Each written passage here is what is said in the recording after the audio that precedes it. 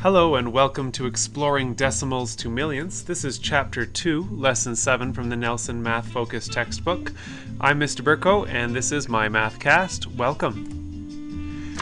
Our goal today is to estimate millions using a place value chart. We've been talking about millions and other decimal values, and we've been talking about place value charts. It's time to put these together in a practical way. One of the things that you may be doing if you ever travel to a different country is converting the amount of money that you have in Canadian dollars to the amount of money in that country's currency.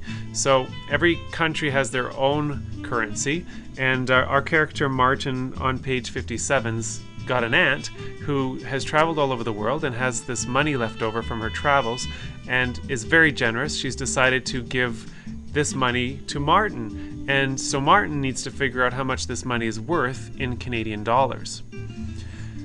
He's got 200 of each, so 200 units of each Australian dollars, Japanese yen, Mexican peso, South African rand, Thai baht, and Bhutanese ngultrams. Now these values calculate to this decimal value in Canadian dollars.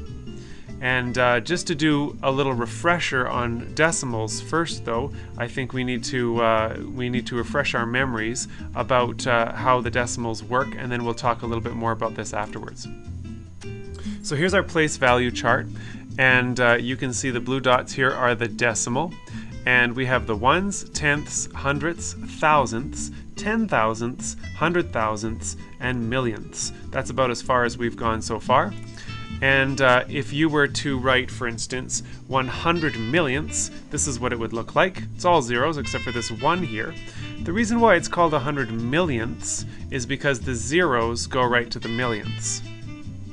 Now, we learned about this in the last lesson. We learned that this is 100 parts per million, in other words.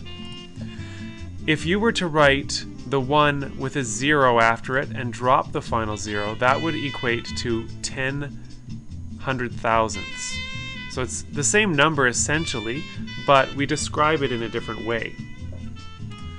Then the following number on my place value chart is 1 10,000ths, and it's the same number as the previous two numbers, except we're describing it as 1 10,000ths because we've dropped these two zeros here.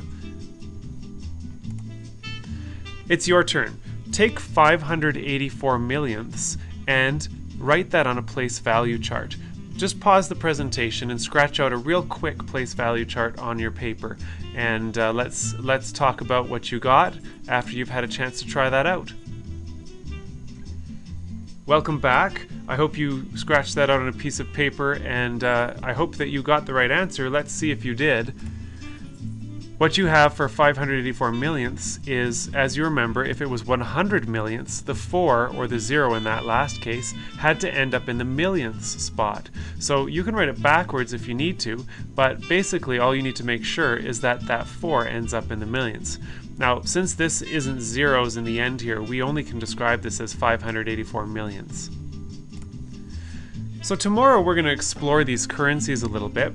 And I am just going to set you off here to thinking about what we're going to do tomorrow. But I want to point out that this is the value in Canadian dollars.